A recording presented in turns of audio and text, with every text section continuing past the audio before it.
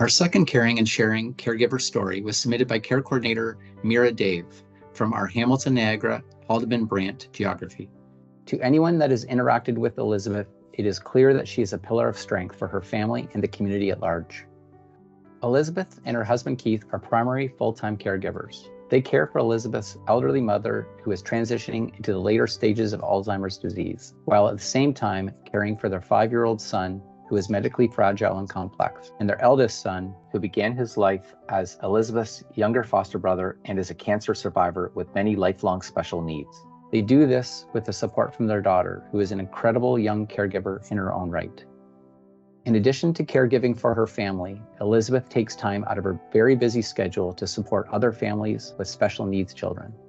Elizabeth is always willing to connect with families who are experiencing challenges navigating the healthcare system or share her experience with a family-managed home care program in order to help make positive changes.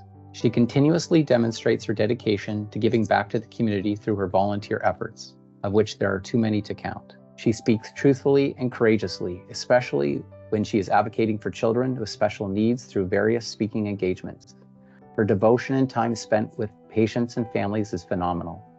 As many of you will appreciate, Elizabeth refers to herself as not just part of the sandwich generation, but as a club sandwich caregiver, recognizing there are so many layers to being a caregiver for such diverse ages and needs. In the spirit of sharing knowledge and resources, she even runs a blog, Lightkeeper Life. And with that, I'd like to close on this last reflection from Elizabeth.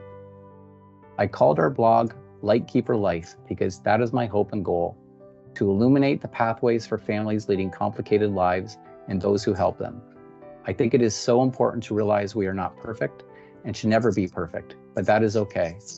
When you've fallen into the muddy trenches, to admit that you are not okay and need others to help support you as you pull yourself up and turn that mud into a rock-hard foundation to stand up upon and try again. What an incredible woman and caregiver. Thank you, Elizabeth, for being a beacon of light for your family and others.